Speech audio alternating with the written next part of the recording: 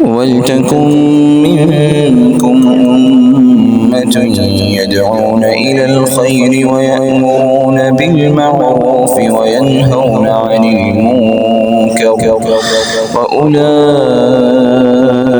هُمُ الْمُفْلِحُونَ. السلام علیکم ورحمۃ اللہ وبرکاتہ.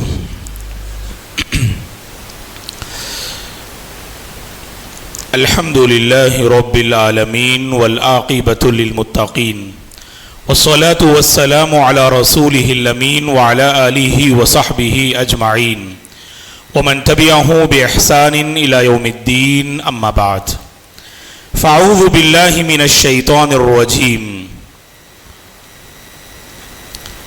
ان الذين يؤذون الله ورسوله لعنهم الله في الدنيا والآخرة وأعد لهم عذابا مهينا والذين يؤذون المؤمنين والمؤمنات بغير ما اكتسبوا فقد احتملوا بهتانا وإثما مبينا. قابل احترام ذمہ داران جمعیت، محترم علماء دین، محترم بزرگوں، نوجوانوں، عزیز بچوں اور قابل احترام میری ماں اور بہنوں، ہم اور آپ اہل بیت کانفرنس میں جمع ہیں اللہ کے گھر میں، مسجد حفیظیہ میں. اللہ سے ہم دعا کرتے ہیں کہ جن نیک مقاصد کے ساتھ میری اور آپ کی یہاں حاضری ہوئی ہے، اللہ ان نیک مقاصد میں عظیم کامیابی ہم سب کو عطا فرمائے. مرتے دم تک راہ حق پر جمے رہنے، راہ حق کی دعوت دینے کی اللہ ہم سب کو توفیق عطا فرمائے. اللہ کے وہ بندے، اللہ کی وہ بندیاں جو صحیح معنوں میں نہ صحابہ کو سمجھ پاتے ہیں، نہ اہل بیت کی قدر و منزلت جانتے ہیں، ان کے سلسلے میں ہم اللہ سے دعا کرتے ہیں اللہ تعالیٰ ان کے سینوں کو حق کے لیے کھول دے. اللہ تبارک و تعالیٰ ان کے دلوں میں عظمت صحابہ اور اہل بیت کی تعظیم صحیح معنوں میں بٹھا دے. غلو کے راستے سے بچتے ہوئے ان کا جو حق ہے وہ کما حقہ بجا لانے کی اللہ ہم سب کو توفیق عطا فرمائے. آمین یا رب. محترم حضرات و خواتین، جیسا کہ ابھی ناظم اجتماع حفظہ اللہ نے ہمارے خطاب کا موضوع آپ کے سامنے واضح کیا کہ اہل بیت کے گستاخ کون. سب سے پہلی بات یہ ہے محترم حضرات و خواتین، اللہ تبارک و تعالیٰ نے مجھے اور آپ کو صحیح راستہ عطا کیا ہے، صحیح منہج عطا کیا ہے. ہمیشہ کوشش کرنا کہ اہل علم سے دین سیکھ کر حق کی حقانیت کو جان کر اور پہچان کر اپنی زندگی کو اس کے حوالے کر دینا. جس دور سے ہم اور آپ گزر رہے ہیں، جس دور میں ہم اور آپ جی رہے ہیں، اس میں کوئی شک نہیں، علماء کی زبانی آپ نے سنی ہے یہ بات، اور پریکٹیکل لائف میں ہم محسوس کر رہے ہیں، اپنی آنکھوں سے مشاہدہ کر رہے ہیں کہ اہل باطل پر حق کا لبادہ اڑانے کی سازش کر رہے ہیں، حق کی حقانیت کو زمین میں دفن کرنے کی کوشش کر رہے ہیں. ایسی نازک صورتحال میں میری اور آپ کی ذمہ داری ہے، بنیادی ذمہ داری ہے کہ ہر معاملے میں حق کو جانے اور دل سے اسے قبول کرے اور اس کی دعوت اپنوں اور اوروں میں دینے کی کوشش کرے. یہ بہت ضروری ہے، ورنہ مسئلہ ایسا ہے کہ ہم آس پاس کچھ ایسے لوگوں کو پاتے ہیں جن کے منہج میں خلل ہوتا ہے، جو صحیح راستے سے ہٹے ہوئے ہوتے ہیں، اور جو خاص کر حساس اور نازک ٹاپک ہے سرزمین تمل ناڈو میں صحابہ اکرام رضوان اللہ علیہم اجمعین اور اہل بیت کے حوالے سے ہمارا کیا موقف ہونا چاہیے، اس حوالے سے آپ تمل حلقے میں جا کر ان سے بات کیجئے گا. واللہ خون کے آنسو رونا پڑتا ہے. ایسی گفتگو کر بیٹھتے ہیں ان مقدس ہستیوں کے حوالے سے. اللہ شیخ محترم کو جزائے خیر دے، سلام اللہ عمری نذیری حفظہ اللہ، آپ نے عظمت صحابہ کو آپ کے سامنے واضح کیا، مختلف دلائل کی روشنی میں آپ نے صحابہ کی عظمت، صحابہ کے فضائل، صحابہ کے حوالے سے میرے اور آپ کا موقف کیا ہونا چاہیے، ان عظیم ہستیوں کو مذہب اسلام میں جو نمایاں مقام ملا اس کی کیا کیا وجہ ہے، شیخ نے اسے بہت اچھے انداز سے واضح کیا، ہم نے سنا۔ حقیقت میں ایک ایسا موضوع ہے دوستو صحابہ اور اہل بیت کا، واللہ جو منہج کے نام پر ان صحابہ کے حوالے سے غلط ماحول لوگوں میں عام کر رہے ہیں، جو دین کا لبادہ اوڑھ کر اہل بیت کی شان میں گستاخی کرتے ہوئے نظر آتے ہیں، اور پھر بھی انہیں دعویٰ ہے ہم اہل بیت سے سچی محبت کرتے ہیں اور ان کے شیدائی ہیں۔ تاریخی ناحیے سے اس موضوع کی باذن اللہ ہم آپ کے سامنے وضاحت کریں گے۔ اہل بیت کے گستاخ کون؟ اہل بیت رسول اللہ صلی اللہ علیہ وسلم کا مبارک گھرانہ،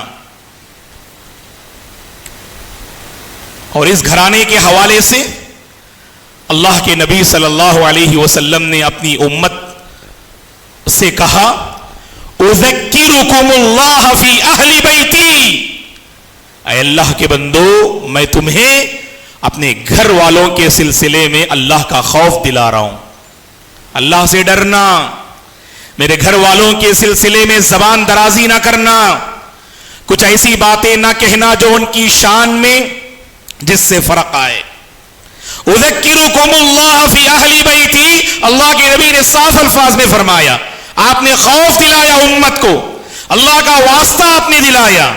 اہل بیت کے سلسلے میں جب تم بات کرنے جاتے ہو، حقائق پر مبنی ہماری گفتگو ہونی چاہیے، حقانیت پر مبنی ہماری گفتگو ہونی چاہیے، دلائل پر مبنی ہماری گفتگو ہونی چاہیے، ایسی گفتگو نہ ہو جس سے رب ناراض ہو جائے، اور ایسی گفتگو نہ ہو جس سے اہل بیت کی شان میں بہت بڑا فرق آئے۔ قرآن مجید میں اللہ تعالیٰ نے اہل بیت کا ذکر فرمایا، انما یرید اللہ لیذہب عنکم الرجس اہل البیت ویطہرکم تطہیرا، تطہیر کا وعدہ اللہ نے کیا ہے۔ اللہ تعالیٰ اہل بیت کو کھنگالنا چاہتے ہیں، ان کے دلوں کی تطہیر چاہتے ہیں، ان کے دلوں کو پاک کرنا چاہتے ہیں رب ذوالجلال، اور قرآن مجید میں اللہ تعالیٰ نے ازواج مطہرات کے سیاق میں اہل بیت کا ذکر فرمایا۔ تو یہ بات میں ذکر کرتا چلوں کہ اہل بیت میں ازواج مطہرات بھی شامل ہیں۔ صحیح بخاری کی وہ حدیث آپ کے ذہن میں ہوگی، اللہ کے نبی سے بعض صحابہ نے سوال کیا، کیف نصلی علیک یا رسول اللہ، اے اللہ کے نبی رب حکم دیتا ہے کہ ہم آپ پہ درود و سلام کا اہتمام کریں، بتائیں تو صحیح ہم آپ پر درود کیسے بھیجیں۔ اللہ کے نبی نے درود بھیجنے کا جو طریقہ بتایا، جو الفاظ آپ نے بتائے، اللہ اکبر، صحیح بخاری کی روایت ہے، اس روایت سے ازواج مطہرات جو اہل بیت میں شامل ہیں ان کا مقام و مرتبہ واضح ہوتا ہے۔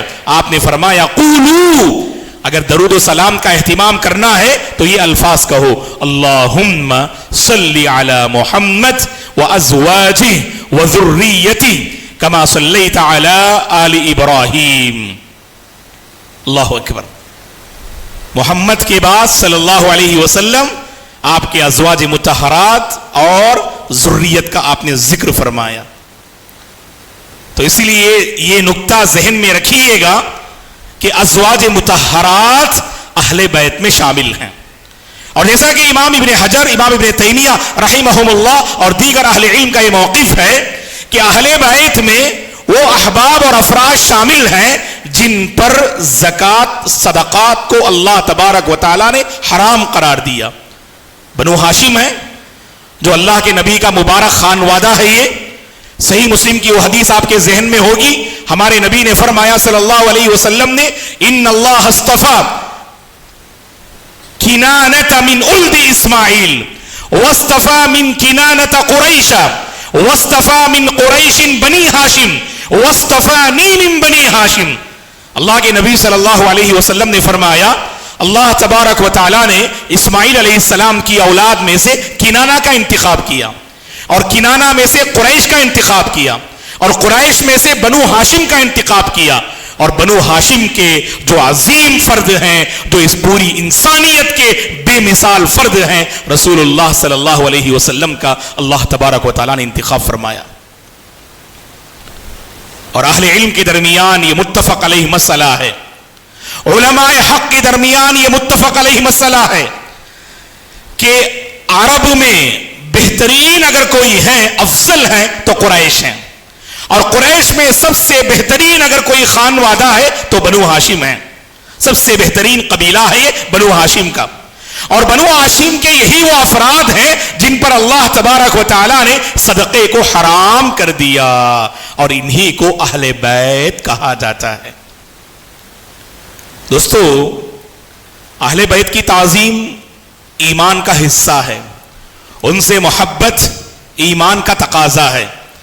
اللہ کے نبی نے حضرت علی رضی اللہ عنہ کے متعلق فرمایا، جو کہ اہل بیت میں شامل ہیں، لا يحبك الا مؤمن ولا يبغضك الا منافق. اے علی، جس کے دل میں ایمان ہونا وہی تم سے محبت کرے گا، اور جس کے دل میں نفاق ہونا وہی تم سے دشمنی کرے گا. ایمان اور نفاق کا پیمانہ آپ نے بتایا.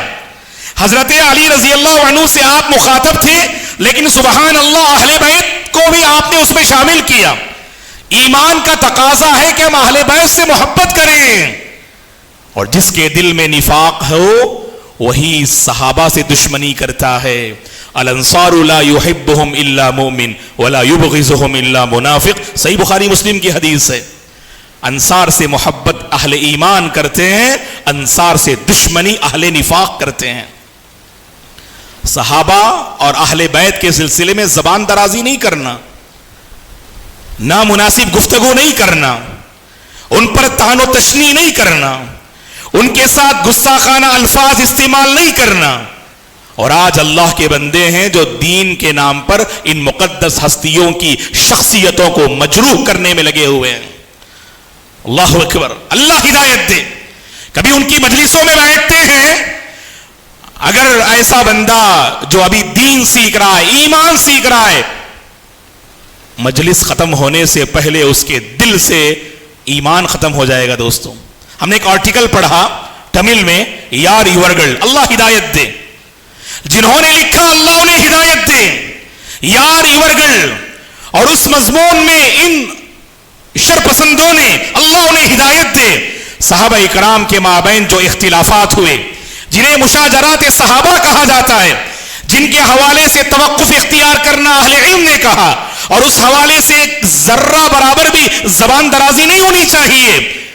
ان شرپسندوں نے ان واقعات کو اپنے پمفلیٹ میں جو ہے جمع کیا، اور اللہ ہدایت دے، اس پمفلیٹ کے آخر میں صحابہ کے مابین جو کچھ اختلافات ہوئے یا ان کی اپنی نجی زندگی میں جو غلطیاں ہوئیں، ان غلطیوں کو کوڈ کر کے، ان کے آپسی اختلافات کو ذکر کر کے اس پمفلیٹ کے آخر میں لکھتے ہیں، صحابہ کے حوالے سے ہمارے دلوں میں جو ایمان ہے، جو محبت ہے، اندنے ستائی وڑک کا وینڈم. اللہ ہدایت دے. جانتے ہیں وڑک کا وینڈم کا مطلب کیا ہے؟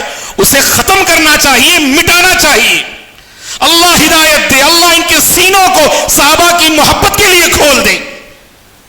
اللہ ہدایت دے ان لوگوں کو تو صحابہ کے سلسلے میں یہ تصور رکھتے ہیں کہ دین کو سمجھنے میں ہم صحابہ سے آگے ہیں، کیونکہ یہ دور ٹیکنالوجی کا دور ہے، سائنس اور ٹیکنالوجی کا دور ہے، اور صحابہ نعوذ باللہ دور تاریخ میں تھے، تاریکی کے دور میں تھے. انہیں بہت ساری باتیں سمجھ میں نہ آتی تھیں، اور ہم دین کے معاملے میں نعوذ باللہ ان سے آگے ایسی باتیں کہہ کر عوام الناس کے دلوں کو صحابہ اکرام کے حوالے سے دور کرتے جاتے ہیں. دوستوں، اسی لیے اللہ کا خوف اختیار کرنا ان مقدس ہستیوں کے سلسلے میں گفتگو کرتے ہوئے. یہ اہل بیت انہی صحابہ میں سے ایک اہم طبقہ ہے، ایک اہم خانوادہ ہے. لوگ اہل بیت اور صحابہ کو الگ سمجھتے ہیں. شاید اہل بیت کانفرنس میں ایک موضوع بھی ہے کہ ان کے آپسی تعلقات کیسے رہے. ڈاکٹر انصر الدین مکی حفظہ اللہ شاید اس موضوع کی وضاحت کریں گے.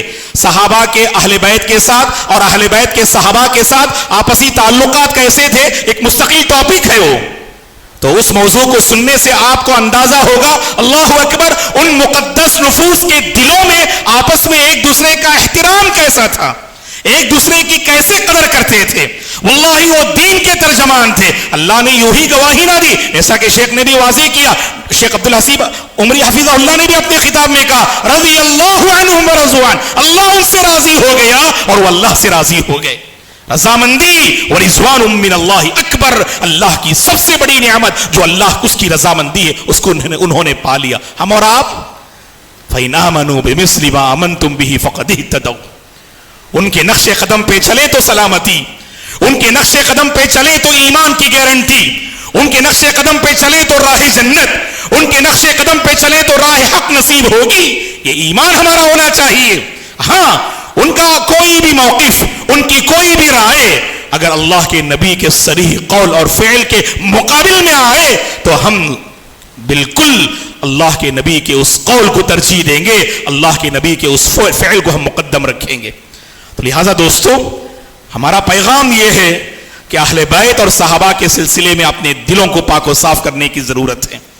اب تاریخ پڑھ کے دیکھیے گا, یہ اہل بیت کے جو گستاخ ہیں نا, یہ کوئی قریب کی بات نہیں ہے, 21ویں صدی کی بات نہیں ہے, 18ویں صدی کی بات نہیں ہے, 15ویں صدی کی بات نہیں ہے, بلکہ آپ تاریخ پڑھ کے دیکھیے گا. ہجری حساب سے اگر ہم 15ویں صدی میں ہیں, آپ تاریخ پڑھ کے دیکھیے گا عہد رسالت ہی میں ایسے کچھ احباب تیار ہو گئے جو اہل بیت کے گستاخ تھے. اس کی سب سے بڑی دلیل کیا ہے, جو ابھی میں نے آپ کے حوالے کی وہ دلیل, اللہ کے نبی نے حضرت علی رضی اللہ عنہ کے مقام و مرتبے کو واضح کرتے ہوئے فرمایا, یا کہ حضرت علی کے حوالے سے فرمایا لا يحبك الا مومن ولا يبغضك الا منافق. اے علی, ایمان والا ہی تم سے محبت کرے گا, منافق تم سے دشمنی کرے گا. اس حدیث کی وضاحت میں محدثین نے بڑا بہترین نقطہ پیش کیا ہے. عہد رسالت میں کچھ ایسے احباب تھے جو نفاق کا لبادہ اوڑے ہوئے تھے, جو نفاق کا لباس پہنے ہوئے تھے, انہوں نے اہل بیت سے دشمنی کو ظاہر کیا. واقعہ افک ہمارے سامنے موجود ہے. اہل بیت سے دشمنی کی بڑی دلیل ہے وہ, انہوں نے ماں عائشہ ام المومنین صدیقہ بنت الصدیق رضی اللہ عنہا کی پاک دامن شخصیت پر کیچڑ اچھالنے کی کوشش کی, اور اہل بیت میں سر فہرست ماں عائشہ شامل ہے رضی اللہ عنہا. اس لیے میں نے شروع میں کہا کہ نقطہ ذہن میں رکھنا کہ اہل بیت میں ازواج مطہرات شامل ہیں. بعض لوگوں کی سازش ہے کہ ازواج مطہرات کو اہل بیت سے خارج کرتے ہیں, اور نعوذ باللہ ان ازواج مطہرات کے حوالے سے نامناسب الفاظ اپنی کتابوں میں ذکر کرتے ہیں. اللہ انہیں ہدایت دے. اہل بیت میں ازواج مطہرہ شامل ہیں. واقعہ افک ہمیں بتاتا ہے کہ عبداللہ بن ابی نے اس کی بنیاد رکھی. گستاخی کی بنیاد عبداللہ بن ابی نے رکھی, اور تاریخی ناحیے سے بعد میں کن کن لوگوں نے اسے آگے بڑھایا, وہ تلخ درخت کو کس نے پروان چڑھایا, ہم جو ہے ابھی معلوم کرتے ہیں. تو منافقین نے اس کی بنیاد رکھی. واقعہ افک اس پہ شاہد ہے. اور اسی طرح سے اللہ کے نبی کا یہ فرمان حضرت علی سے مخاطب ہو کر رضی اللہ عنہ سے, اے علی آپ سے منافق ہی دشمنی کرے گا. اسی لیے دوستو اہل بیت کے گستاخ یہ منافقین ہیں. معاف کیجئے گا, نفاق کا لبادہ اوڑھ کر آج علماء حق راہ حق کی صفوں میں بعض احباب نظر آتے ہیں. دیکھیں دوستو, یہ زبان ہے نا, واللہ نعمت بھی ہے اور آفت بھی ہے. یہ اسی زبان سے آپ حق کی راہ دکھا سکتے ہیں اور حق سے بہکا سکتے ہیں. کتنے اللہ کے بندے ہیں, یہ بریلویت, یہ شیعیت, آپ ان کی تقاریر سن کے دیکھیے گا, بلکہ ہم کہیں کہ نہ سنیں, علماء حق کی تقاریر پہ اکتفا کریں کافی ہے. جن کے دلوں میں ایمان کمزور ہوتا ہے, جن کے علم میں پختگی نہیں ہوتی ہے, ان کی تقاریر سن کر باطل کو حق سمجھ بیٹھتے ہیں. یہ زبان بہت بڑی آفت ہے, اس کا صحیح استعمال بہت ضروری ہے. اسی لیے اس کی حفاظت پر اللہ کے نبی نے جنت کی ضمانت دی. اس کی حفاظت پر اللہ کے نبی نے جنت کی ضمانت دی. اور کتنے اللہ کے بندے, بولنے کا ہنر ہے, زبان ہے, قوت گویائی اللہ نے عطا کی, مائک عطا کیا, ان کے پاس سسٹم ہے, ان کے پاس چینل ہے, ان کے پاس چند احباب ہیں, اور لے کر نعوذ باللہ ایسے حساس اور نازک موضوعات پر بغیر تاریخی حقائق کے کچھ نہ کچھ کہہ بیٹھتے ہیں. تو یہ نفاق کا لبادہ اوڑے ہوئے احباب ہیں دوستوں. اور اسی طرح سے آپ دیکھ لیجئے گا اہل بیت کے گستاخ میں آپ تاریخی ناحیے سے پڑھیں, عہد رسالت میں اگر منافقین نظر آتے ہیں تو اس کے بعد حضرت عثمان رضی اللہ عنہ کی شہادت ہوئی. اور اہل علم نے کہا کہ اول فتنۃ اذعت فی هذه الامه شہادت عثمان رضی اللہ عنہ, کہ اس امت میں سب سے پہلا فتنے کی پہلی بیج جو رکھی گئی وہ حضرت عثمان کی شہادت ہے رضی اللہ عنہ کی. 35 میں آپ کی شہادت ہوئی. 35 سے 40 تک کی تاریخ آپ پڑھ کر دیکھیے گا. اس تاریخ کو غلط رخ پہ موڑا خوارج نے.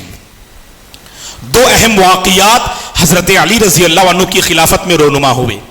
اصل مسئلہ کیا تھا کہ حضرت عثمان رضی اللہ عنہ کی شہادت کے بعد کہ عثمان رضی اللہ عنہ کے قاتلین سے بدلہ لیا جائے یا خلافت کے مسئلے پر توجہ دے کر دیگر امور پر ہم جو آگے بڑھیں.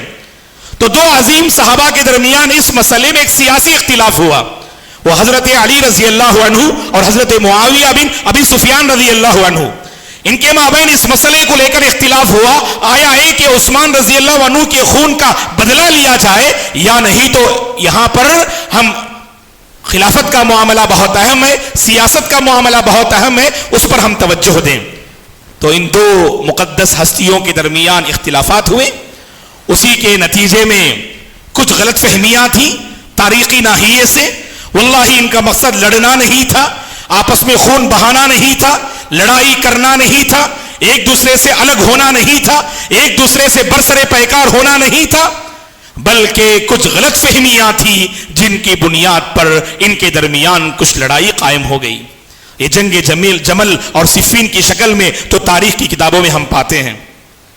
اور صفین کے موقع پر ہم جانتے ہیں تحکیم کا ایک مسئلہ آیا کہ بعض احباب نے قرآن کو نیزوں پر رکھ کر اٹھا کر یعنی فیصلہ کرنے کی بات کہی. تو آخر میں ثالثی حکم کے طور پر جو بات طے پائی, حضرت معاویہ رضی اللہ عنہ سے ایک فرد آئے اور حضرت علی رضی اللہ عنہ کی جماعت سے ایک فرد آئے, اور یہ جو فیصلہ کریں قرآن و سنت کے مطابق تو اس پر دونوں جماعتوں کو, دونوں فریق کو متفق ہونا پڑے گا. جو تحکیم کا مسئلہ آیا تو ابتدا میں حضرت علی کی جماعت میں بعض احباب نے اس مسئلے پر حضرت علی کو خوب ابھارا کہ تحکیم پر آپ توجہ دیجئے گا, تحکیم کو آپ قبول کر لیجئے گا. تو آپ نے اپنی جماعت کے بعض افراد کے کہنے سے تحکیم کو قبول کیا, اور جیسے آپ اس سے رضامند ہوئے تو وہیں پر آپ سے بعض لوگ الگ ہوئے اپنی دشمنی کو ظاہر کرتے ہوئے اور کہا ان الحکم الا للہ, یہ تحکیم بالکل غلط ہے, فیصلہ صرف اللہ کا ہوگا, یہ تحکیم کا جو معاملہ ہے یہ غلط ہے کہہ کر جو احباب آپ کی جماعت سے الگ ہوئے, مورخین نے لکھا ہے وہی خوارج کی جماعت ہے. امت میں انتشار کا کام کیا, امت کو بانٹنے کا کام کیا, امت منتشر ہوئی خوارج کی وجہ سے, امت کے دلوں میں کدورتیں آئیں خوارج کی وجہ سے. خوارج کا سب سے بڑا ٹارگٹ کیا تھا, یہ امت جس کے صف میں اتحاد ہے اس کو ہم الگ کر دیں. وہ انتشار چاہتی ہے جماعت, اور یہی خوارج ہیں جو اہل بیت کے گستاخ ہیں. یہ لوگ حضرت علی سے کھل کر دشمنی کو ظاہر کیا انہوں نے, اور انہی کے نقش قدم پہ چلنے والے بعض احباب جو بنو امیہ کے زمانے میں آپ جانتے ہیں خلافت راشدہ کا اختتام 40 ہجری میں ہوتا ہے. اس کے بعد چند ماہ حضرت حسن رضی اللہ عنہ خلافت کرتے ہیں, اور پھر حالات کی سنگینی کو دیکھ کر حسن رضی اللہ عنہ خلافت کو حضرت معاویہ کے حوالے کر دیتے ہیں. پھر پوری امت حضرت معاویہ رضی اللہ عنہ پر کے ہاتھوں بیعت کرتی ہے. تو گویا کہ فاؤنڈر آف بنی امیہ حضرت معاویہ بن ابی سفیان رضی اللہ عنہ ہوتے ہیں. تو اموی دور سن 40 پر 1 ہجری سے 130 پر 2 ہجری تک یہ دور رہتا ہے. اب اسی اموی پیریڈ کے درمیان میں, اسی اموی دور میں کچھ ایسے احباب وجود میں آئے جنہوں نے کھل کر حضرت علی اور اللہ کے نبی کے جو اہل بیت ہیں ان سے دشمنی کو ظاہر کیا۔ تاریخی ناحیے سے ایک واقعہ ہم جانتے ہیں، جو محرم کے مہینے میں بعض مساجد میں اس موضوع پر بھی سیر حاصل بحث ہوتی ہے، وہ ہے میدان کربلا۔ کربلا کا واقعہ، کیا حقیقت کیا فسانہ، بہت اہم موضوع ہے، بڑا نازک موضوع ہے یہ۔ تو آپ اگر کربلا کا واقعہ آپ جانتے ہیں، اس کا کچھ پس منظر اگر آپ کے ذہن میں ہے تو آپ کو معلوم ہونا چاہیے کہ حضرت حسین رضی اللہ عنہ کی شہادت میدان کربلا میں ہوئی محرم کی 10ویں تاریخ کو۔ اور سبحان اللہ، آپ دیکھیے گا اس واقعے کو لے کر بعد میں امت میں 2 جماعتیں بڑھ گئیں، 2 فریق بڑھ گئے۔ ایک فریق اور جماعت کا موقف کیا ہے؟ حضرت حسین رضی اللہ عنہ جو نواسہ رسول ہیں، اہل بیت میں سے، تو لہٰذا آپ کی شہادت ہوئی، خوب ماتم مناتے ہیں۔ اور شیخ عبد الواحد عمری مدنی حفظہ اللہ کا وہ جو شارٹ ویڈیو بھی کافی الحمدللہ لوگوں نے اس سے فائدہ اٹھایا۔ شیخ نے پوری وضاحت کے ساتھ بتائی آپ نے کہ محرم کی 10ویں تاریخ کو اللہ کے یہ بندے جو دین کے نام پر کس قدر دین کو بدنام کرتے ہیں، دین کی کس قدر غلط ترجمانی کرتے ہیں، خود کو نقصان پہنچا کر حقیقت میں دین کا نقصان کرتے ہیں، خود کو زخم پہنچا کر پوری امت کو زخم دینا چاہتے ہیں، اللہ تعالیٰ انہیں ہدایت دے۔ اب جانتے ہیں ایک قوم ہے جو ماتم مناتی ہے شہادت حسین کے نام پر، وہیں پر ایک قوم ہے جو خوشی کا اظہار کرتی ہے، جو خوشی کو ظاہر کرتی ہے اور ایک دوسرے کو مبارکباد پیش کرتی ہے محرم کی 10ویں تاریخ کو۔ کیوں؟ کیونکہ حضرت حسین کی شہادت ہوئی، فالعیاذ باللہ۔ تو کیا ہے یہ قوم؟ کون ہے؟ امام ابن تیمیہ رحمہ اللہ نے منہاج السنہ میں اس فریق کے حوالے سے لکھا ہے کہ اس کو نواصب کہا جاتا ہے۔ یہ نواصب قوم ہے، یہ نواصب فریق ہے۔ اور ابن تیمیہ رحمہ اللہ نے ناصبہ کی تعریف کرتے ہوئے آپ نے فرمایا کہ من نصب العداوت لأہل بیت رسول اللہ صلی اللہ علیہ وسلم، کہ جو بندہ اللہ کے نبی کے گھر والوں کے سلسلے میں اپنی دشمنی کو قائم کر لے، اسی کو ناصبہ کہا جاتا ہے۔ وہ بندہ ناصبی ہے اور اس کا تعلق ناصبہ سے ہے جو بندہ اہل بیت سے دشمنی کو ظاہر کرے۔ امام ابن حجر الہیثمی، ایک ہے اسقلانی ایک ہے ہیثمی، امام ابن حجر الہیثمی رحمہ اللہ نے نواصب کے حوالے سے اپنی کتاب میں بیان کیا ہے کہ یہ نواصبہ کون ہے، یہ ناصبی فرقہ کون ہے؟ آپ نے کہا کہ من ابغض علی او احدا من اہل البیت، کہ وہ بندہ ناصبی ہے اور اس کا تعلق نواصب سے ہے جو حضرت علی سے دشمنی کرے اور یا آپ کے گھر والوں میں سے، اللہ کے نبی کے خاندان والوں میں سے کسی سے دشمنی کو ظاہر کرے، اس کا تعلق ناصبہ سے ہے۔ اب آپ دیکھ لیجئے گا، یہی تو اہل بیت کے گستاخ ہیں، یہ منافق ہیں، یہ خوارج ہیں اور یہ نواصب ہیں۔ نواصب اللہ کے نبی کے زمانے میں اس فرقے کا وجود نہ تھا، خلفائے راشدین کے زمانے میں اس فرقے کا وجود نہ تھا، اموی دور میں بعض حکام جو اللہ کے نبی کے خاندان والے اگر خاندان والوں کے سلسلے میں اگر کچھ برا بلا کہتے، اگر ان کے حق میں گالی گلوچ کا سہارا لیتے تو یہ حکام ان کی تائید کرتے تھے، سپورٹ کرتے تھے۔ بہت بڑی غلطی ہوئی تاریخی ناحیے سے ان حکام سے، اور اس کا خمیازہ پوری امت آج بھگت رہی ہے۔ اللہ رحم کرے، محرم کی 10ویں تاریخ کو حضرت عثمان رضی اللہ عنہ بعض ازواج مطہرات کا نام لے کر اللہ کے بندے جو شیعیت کا لباس پہنے ہوئے ہیں وہ لعن طعن کرتے ہیں۔ حضرت عثمان پہ لعن طعن، حضرت عائشہ پہ لعن طعن، ماں صفیہ پہ لعن طعن، ماں حفصہ پہ لعن طعن، اللہ کی پناہ رضی اللہ عنہم جمیعاً، یہ حضرت ابو بکر، یہ حضرت عمر۔ بلکہ آپ کو معلوم ہونا چاہیے ان کے اپنے ایمان کا ایک اہم پلر ہے، جو ہمارے پاس ایمان کے 6 ارکان ہیں ان میں سے انہوں نے ایک رکن کو، ایک پلر کو ایکسٹرا کیا اور کہا جب تک ابو بکر اور عمر رضی اللہ عنہما کو کافر نہیں کہیں گے آپ ایمان اور اسلام میں داخل نہیں ہوں گے۔ فالعیاذ باللہ، فالعیاذ باللہ۔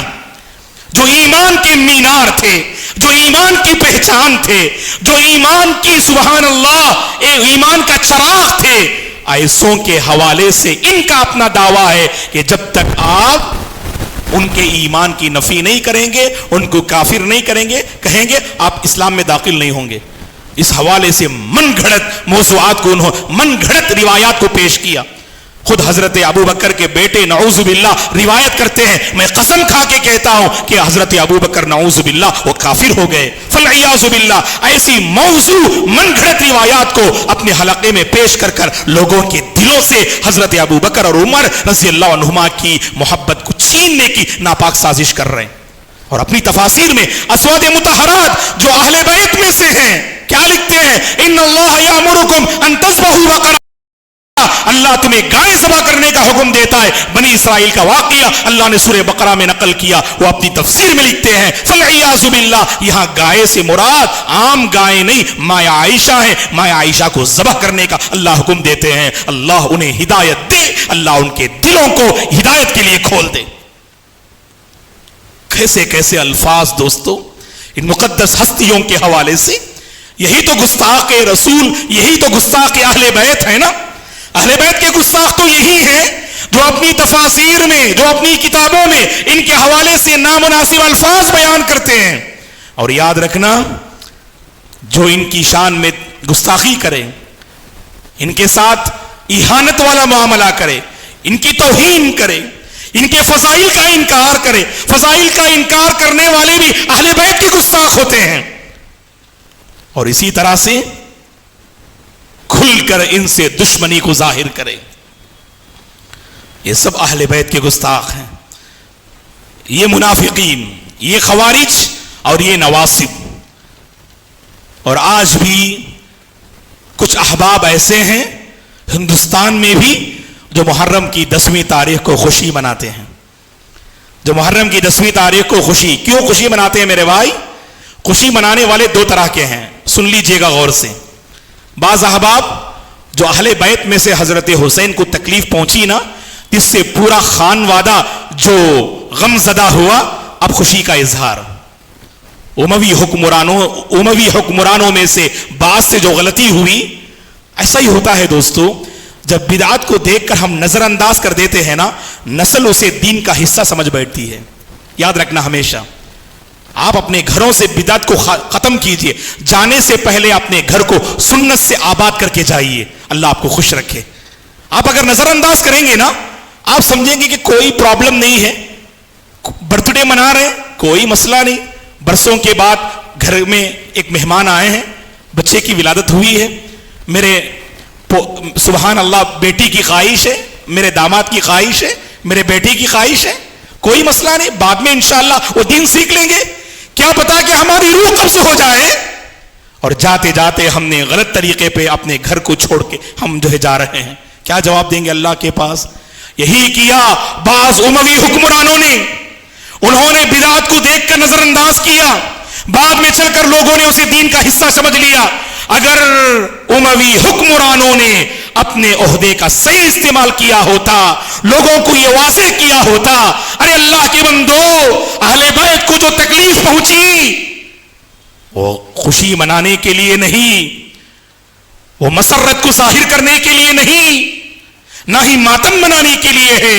اگر صحیح دین وہاں پھیلائے ہوتے، اللہ کی قسم آج امت صحیح نہج پر ہوتی، صحیح دین پہ ہوتی۔ دوستو آج عہدے ہیں ان کے پاس، مال ہے ان کے پاس، خزانہ ہے ان کے پاس، علم ہے ان کے پاس، حق نہیں ہے، صحیح منہج نہیں ہے، صحیح سمجھ نہیں ہے، سب کچھ بیکار ہے، کچھ نہیں ہے، صحیح منہج ہے، آپ کا دل ہر نعمت سے آباد ہے، آپ کی خبر آباد ہے، حشر کے میدان میں آپ کا سر اونچا رہے گا، آپ کا سر نہیں جھکے گا۔ یاد رکھنا، آپ یہاں پر دیکھیے گا، یہی کیا تاریخی ناحیے سے ان اموی حکمرانوں نے جو غلطی کی، آج بھی وہ نواصب کا فرقہ بظاہر ناصبہ کے نام سے نہیں ہے، لیکن خوشی اور مسرت کا اظہار کرتا ہے۔ اور میں نے کہا کہ خوشی منانے والے دو طرح کے۔ ایک اور بات بھی میں ذکر کرتا چلوں محرم کی مناسبت سے، ہمارے بعض لوگ کیا کرتے، محرم کی 10ویں تاریخ کو نیا کپڑا پہنتے، گھر میں خوب اچھا کھانا، عمدہ کھانا بناتے،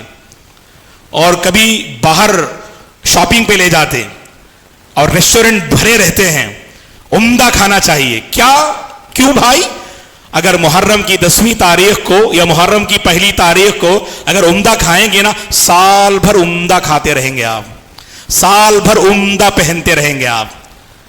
یہ سب من گھڑت روایات ہیں دوستو، اللہ کے بندو. یہ بعض احباب کی سازش ہے. ہمارا دین ایسا نہیں ہے. ہمارا دین بہت پاکیزہ ہے، صاف و شفاف ہے. اسے سمجھنے کی آپ کوشش کیجئے گا. یہ بعض دشمنان اسلام کی سازش ہے. ایک بات ذہن میں رکھنا، تاریخی ناحیے سے واللہ 3 صدی تک ہمارا دین بہت پاک تھا. اور جتنی بدعات اس دین میں جنم لی نا، 4th اور 5th سینچری، علماء بیٹھے آپ ان سے پوچھ لیجئے گا. 4th اور 5th سینچری تاریخ کا بڑا ہی نازک دور تھا. وسائل حدیث انہی ادوار میں پیدا ہوئے. آپ دیکھ لیجئے گا، دشمن کی سازش تھی. دشمن کو پتا تھا دین کو مٹا نہیں سکتے، دین کو بدنام کر سکتے ہیں، دین کو ختم نہیں کر سکتے، دین کا چہرہ بگاڑ سکتے، دین کی تصویر بگاڑ سکتے. بدعات کو داخل کیا، غلط عقائد کو داخل کیا، باطل افکار و نظریات کو داخل کیا، اور لوگوں نے اسے دین سمجھ لیا. آج بھی لوگ اسے دین سمجھتے ہیں. پرابلم دیکھیے ہمارے گھروں میں بھی ہے.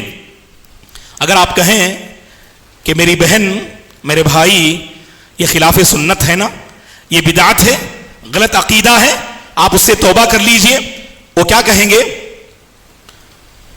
نئی نئی باتیں پیش کرتے ہو تم. ارے اللہ اکبر، لوگوں نے سنت کو، صحیح عقیدے کو نئی بات سمجھ لیا ہے. اللہ کی قسم، صحیح عقیدہ اور صحیح منہج یہ نئی بات نہیں ہے. ہمارے رسول نے اپنی امت کو جس نہج پہ چھوڑا وہی نہج ہم آج بتا رہے ہیں. اور لوگ اپنے گھروں میں، ہمارے گھروں میں کیا کہتے؟ نئی نئی باتیں پیش مت کرو، جیسے چل رہا ہے ویسے چلنے دو. ہوتا نہیں ہوتا دوستو ہمارے گھروں میں؟ جیسے آپ اگر محرم کی 10ویں تاریخ کو اچھا پکوان، اچھا کھانا پینا اگر ہمارے گھروں کی عادت ہے، آپ جا کر کہیے گا، وہ کہیں گے کہ نیا دین پیش مت کرو، نئی باتیں پیش مت کرو. یہ ہم نے اپنے باپ دادا سے ایسے ہی پایا ہے، یہ برسوں سے ہمارے خاندان اور گھر میں چلا آ رہا ہے. اس کو ختم کرنے کی کوشش مت کرو. جو ہے باہر کی زندگی میں تم کر لو، ہمارے گھر میں تم دین اور صحیح عقیدے کو داخل مت کرو. واللہ المستعان.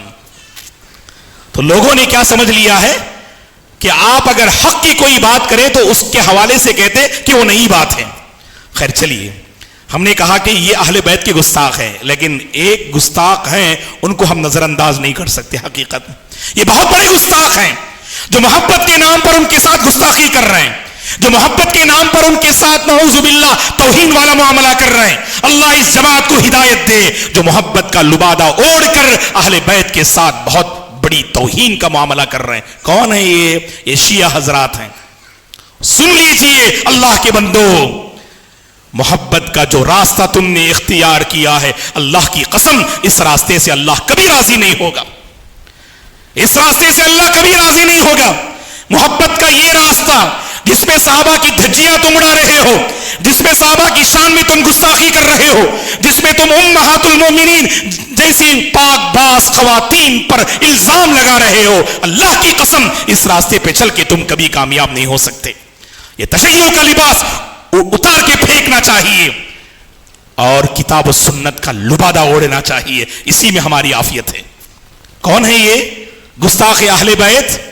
جو اہل بیت کے سلسلے میں اللہ اکبر اپنے مذہب اور مسلک کی انہوں نے بنیاد رکھی ہے.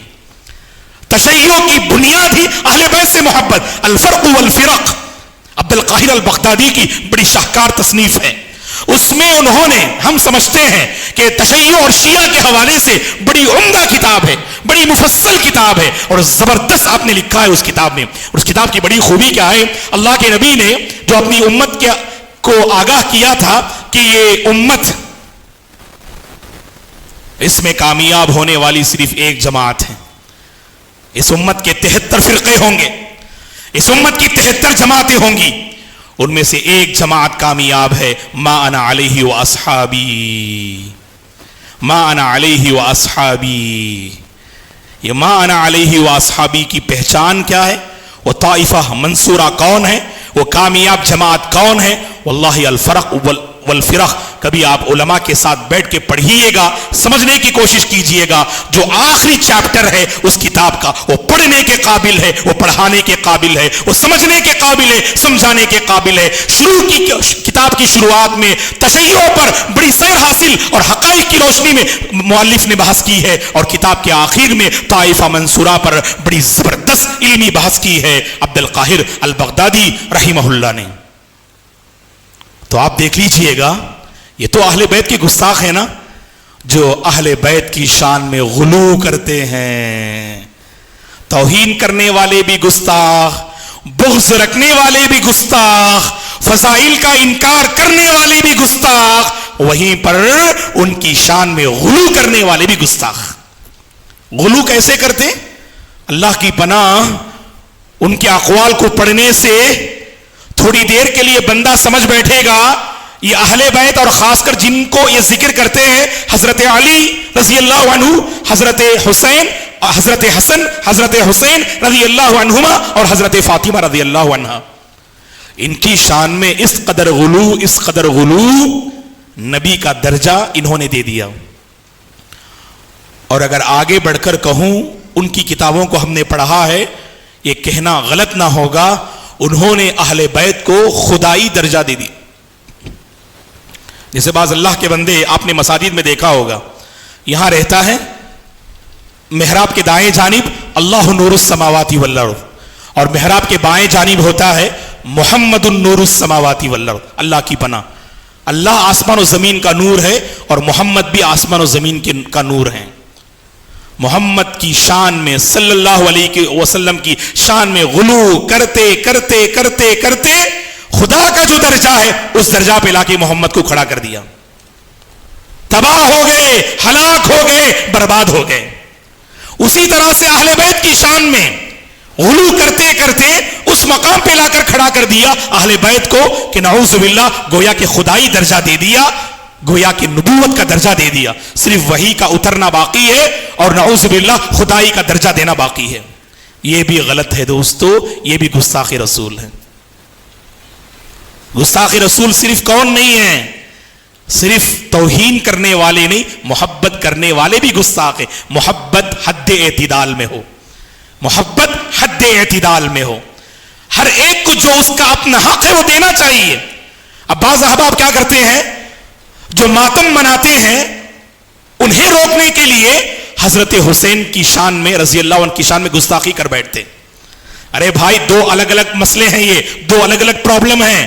شہادت حسین پہ ماتم منانا الگ ہے, حضرت حسین رضی اللہ عنہ کی فضیلت الگ ہے. شہادت حسین پر ماتم منانے کو ختم کرنے کے لیے حضرت حسین کی فضیلت کو اللہ کے واسطے ختم مت کیجیے, ان کی جو فضیلت ہے وہ واضح کیجیے. اللہ کی قسم, اللہ کے گھر میں بیٹھ کر ہم اپنے یہاں بیٹھے ہوئے احباب کی جانب سے نمائندگی کرتے ہوئے یہ کہتے ہیں, ہمارے دلوں میں اہل بیت کے سلسلے میں محبت ہے, ہم ان سے سچی محبت کرتے ہیں. یہ بڑی عظیم ہستیاں ہیں, لیکن یاد رکھنا ان کی شان میں کبھی غلو نہ کر بیٹھنا. یہ غلو کرنے والے بھی گستاخ, توہین کرنے والے بھی گستاخ, فضائل کا انکار کرنے والے بھی گستاخ, ان سے دشمنی رکھنے والے بھی گستاخ. یہی میری اپنی پوری گفتگو کا خلاصہ ہے. اور آخر میں ابتدا میں جو دو آیتیں کریمہ سورہ احزاب کی میں نے آپ کے سامنے پیش کی, اللہ جسم کے رونگٹے کھڑا کر دینے والی آیتیں ہیں. کون سی آیتیں؟ جو لوگ اللہ کو اور اس کے رسول کو تکلیف دیتے ہیں. اللہ اکبر. جو اللہ کو اور اس کے رسول کو تکلیف دیتے ہیں, اللہ کی ان پہ لعنت ہو, اس کے رسول کی ان پہ لعنت ہو دنیا اور آخرت میں. اور آخرت میں اللہ نے ان کے لیے دردناک عذاب کو تیار کر رکھا ہے. غلط عقیدے کے ذریعے اللہ کو تکلیف نہ دینا, راہ بدعات کو اختیار کر کے رسول کو تکلیف نہ دینا, اہل بیت کی شان میں گستاخی کر کے رسول کو تکلیف نہ دینا. اور اس کے بعد والی آیت بھی دیکھیے گا, جو ایمان والے مرد, جو ایمان والی عورتوں کو تکلیف دیتے ہیں, ایسے معاملات میں جن معاملات میں ان کا کوئی عمل دخل نہیں, بغیر مکتسبو, انہوں نے کوئی جرم کیا ہی نہیں, مجرم بنا دیے. انہوں نے کچھ کیا ہی نہیں، ان کو آپ سیاہ کار بنا دیے، تکلیف دیتے ہیں ایمان والے مردوں کو، ایمان والی عورتوں کو۔ اللہ نے کہا یہ بہت بڑا بہتان ہے، یہ بہت بڑا گناہ ہے، یہ گناہ کبیرہ ہے، یہ تمہاری آخرت کو برباد کرنے والا گناہ ہے، اللہ کے واسطے توبہ کر لیجئے۔ اور ایمان والوں میں کون شامل ہے میرے بھائی؟ ایمان والی عورتوں میں کون شامل ہے؟ سرے فہرست صحابہ اہل بیت شامل ہیں، پوری امت کا اتفاق ہے۔ ہمارا ایمان اور عقیدہ ہے نا، اہل بیت کون ہے؟ اہل بیت مومن ہیں، ازواج مطہرات مومنات ہیں۔ انہیں تکلیف دیتے ہیں نا یہ لوگ، یاد رکھنا ان کے خلاف ہماری تحریر ہمارے خلاف حجت بنے گی۔ یہ کہہ کر میں اپنی گفتگو ختم کرتا ہوں۔ ان مقدس ہستیوں کے خلاف تحریر حشر کی عدالت میں ہمارے خلاف حجت بنے گی۔ ایک ایک حرف کا، ایک ایک لفظ کا اللہ کے پاس ہمیں جواب دینا ہے۔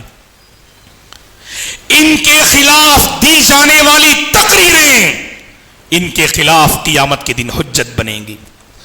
اس لیے دوستو، اس مجلس سے یہ پیغام حاصل کر کے چلو، اللہ نے مجھے اور آپ کو صحیح راستہ عطا کیا ہے، صحابہ کا منہج عطا کیا ہے۔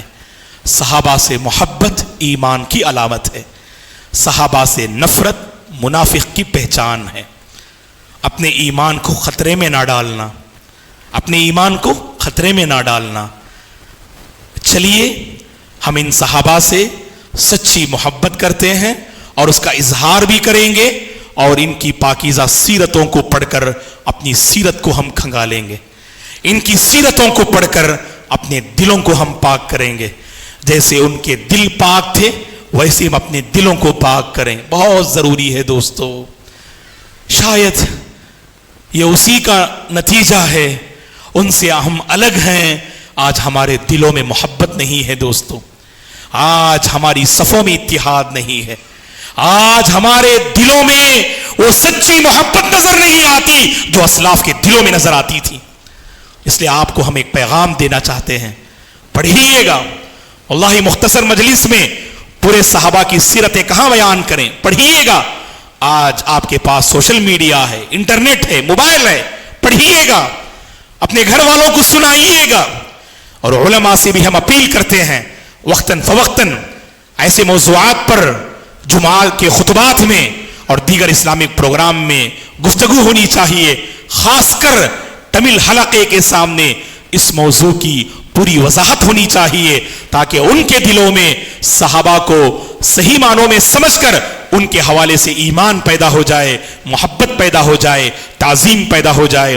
آخر میں ہم اللہ سے دعا کرتے ہیں، اللہ تبارک و تعالی مجھے اور آپ کو ان مقدس ہستیوں کی سیرتوں کو پڑھ کر ان کا جو حق ہے، ان کی جو فضیلت ہے، ان کا جو مقام ہے، ان کا جو رتبہ ہے، اللہ تعالیٰ وہ رتبہ، وہ مقام، وہ درجہ دینے کی اللہ ہم سب کو توفیق عطا فرمائے۔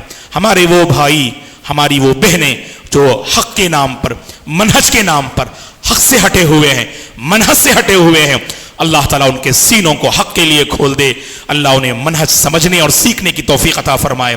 ہمارے بھائی اور ہماری وہ بہنیں جو دین کے نام پر دین کو بدنام کر رہے ہیں، اللہ تعالیٰ انہیں دین کی صحیح سمجھ عطا فرمائے۔ اللہ مرتے دم تک مجھے اور آپ کو صحیح منہج پہ باقی رکھے۔ اللہ تعالیٰ اہل بیت سے محبت کرنے کی توفیق عطا فرمائے۔ جیسے انہوں نے ایمانی زندگی گزاری، ویسی ایمانی زندگی اللہ مجھے اور آپ کو نصیب فرمائے۔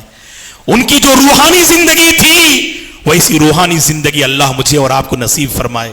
خاص کر اے اللہ سرزمین تمل ناڈو میں بسنے والے وہ لوگ جو صحابہ کی شان میں گستاخی کرتے ہیں، اے اللہ تو انہیں ہدایت دے، اے اللہ تو انہیں صحیح سمجھ دے، اے اللہ نئی نسل کی حفاظت فرما، نیو جنریشن کی حفاظت فرما، صحیح علم نافع حاصل کرنے کی توفیق عطا فرما، علماء حق کی حفاظت فرما، علماء حق کی حفاظت فرما، اس زبان کو اے اللہ حق کی توفیق نصیب فرما، اے اللہ اس دل کو حق کی توفیق نصیب فرما، اے اللہ ہماری زندگی کو حق کی سعادت نصیب فرما، جو حق سے محروم ہیں اے اللہ انہیں حق سے قریب کر دے، جو باطل پہ جمے ہوئے ہیں اے اللہ انہیں راہ حق نصیب فرما دے، اے اللہ جو ہم میں سے پریشان ہیں سب کی پریشانیوں کو دور فرما، جو اپنی طبیعت کو لے کر صحت کو لے کر پریشان ہیں اے اللہ عافیت والی زندگی نصیب فرما، صحت والی زندگی نصیب فرما، امن و سکون والی زندگی نصیب فرما، جہاں کہیں لوگ بد امن ہیں اے اللہ وہاں امن کے فیصلے فرما، جہاں کہیں لوگ پریشان حال ہیں اے اللہ ان سب کی پریشانیوں کو دور فرما، ہم سب کو ایمان پر باقی رکھ اور ایمان پر خاتمہ نصیب فرما۔ آخر میں ہم محترم ذمہ داران جمعیت اور قابل احترام اس مسجد کے ذمہ داران کی خدمت میں ہم عہدیِ تشکر پیش کرتے ہیں کہ آپ نے ہمیں مدعو کیا، اس مبارک کانفرنس کا ایک حصہ بننے کی آپ نے بہترین ایک نعمت ہمیں عطا کی، اس پر ہم مشکور ہیں، اللہ سے دعا کرتے ہیں اللہ تعالی ہماری اس جمعیت کی حفاظت فرمائے، اس کی خدمات کو اللہ قبول فرمائے، اس کی خدمات کو اللہ اس جمعیت کے محترم ذمہ داران کے میزان حسنات میں اللہ شامل فرمائے، آمین۔ اقول قولی ھذا واستغفر اللہ لی ولکم ولسائر المسلمین من کل ذنب فاستغفروہ انہ هو الغفور الرحیم۔ شکریہ والسلام علیکم ورحمۃ اللہ وبرکاتہ۔